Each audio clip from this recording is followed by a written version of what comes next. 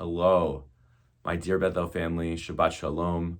I'd like to share a little quick piece of Torah with you this week from Parshat Bechukotai that I've learned before, but when I really read this command, this Torah, this reminder from God that appears in this week's Parsha, it touched me in a way this week that I really never noticed before about what it means to be in relationship with others and what it means to be generous and open to forgiveness when we're disappointed by those with whom we're in relationship.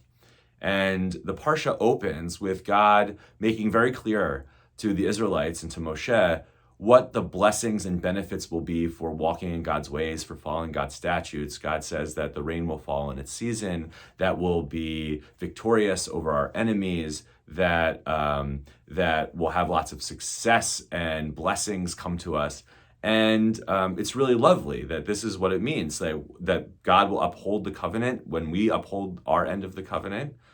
And then quickly, God reminds us, however, if you won't uphold your end of the covenant, if you choose to ignore my laws, ignore my commandments, if you spurn me, if you don't want to be in relationship with me, then I too will do this to you, and I will break the covenant. I will no longer serve as your protector. And in that way, what's going to happen is that your fields will experience famine, that your enemies will be successful over you, and that you'll be expelled from the land, that you won't enjoy the blessings destined for you if you refuse to be in healthy relationship with me. And God goes on and on about the curses that will befall the people if we fail to uphold our end of the covenant.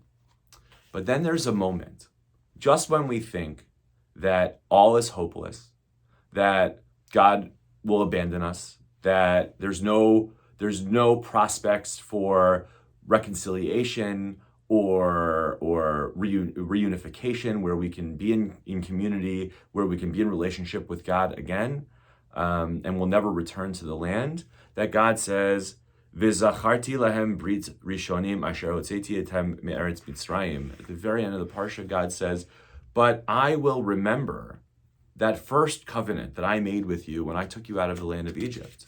And even before that, God says, V'zacharti et briti Yaakov, ve'af et briti Yitzchak, ve'et briti Avraham, eskor v'ha'aretz eskor. I will remember the covenant that I established with your forefather, Yaakov, and Yitzchak, and Avraham, and I will remember you, and the land will remember you. God basically says here, there's never going to be an end to this relationship, to this covenant.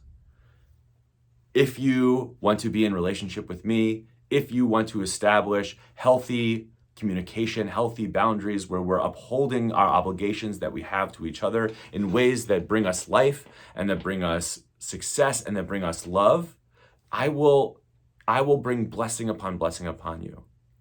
And if you fail to uphold the laws in such a way that your community disintegrates, well, I won't be there to protect you through that.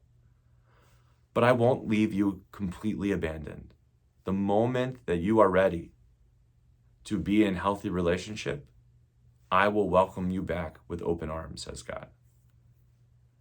That is a message that is really hard for a lot of us to internalize. We might have lots of feelings about God and whether it's even appropriate for there to be for a loving God to ever curse a people, even if they weren't upholding their end of the covenant. But at the end of the day, the lesson here is that God is always open, that there's an opening for connection, an opening for a return, an opening for a reestablishment, a reunification of intimacy and relationship that God will never, ever let go of. And I think that teaches us a lesson about how we can be in the world. There are lots of things that can happen around us. We are inundated all the time from the news of all the horrible things that are going on in the world.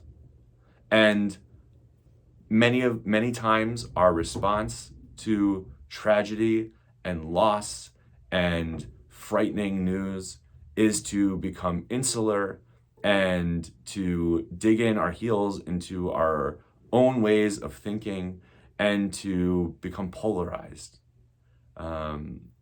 And what the Torah is teaching us is that that's a very natural instinct, but we also have the other piece of it. We also need to have the other piece of us, which is the piece of us that's willing to say, I am open to us coming back together when we can do so in a way that's healthy, and we can do so in a way where we uphold our ends of the bargain, our ends of the covenant, the agreement that we have communally, socially, together as a people, as a human nation. And I'm always going to be open to that conversation, to that welcoming you back in when we can do so in a way that brings us life and brings us blessing. And that's my charge for all of us this Shabbat, that we find ways to think about who needs that generosity from us, who needs to hear that opening and that invitation back into relationship, that it's always there and it's always just waiting for us around the corner. We just need to seek it out in ways that bring blessing and life. Shabbat Shalom.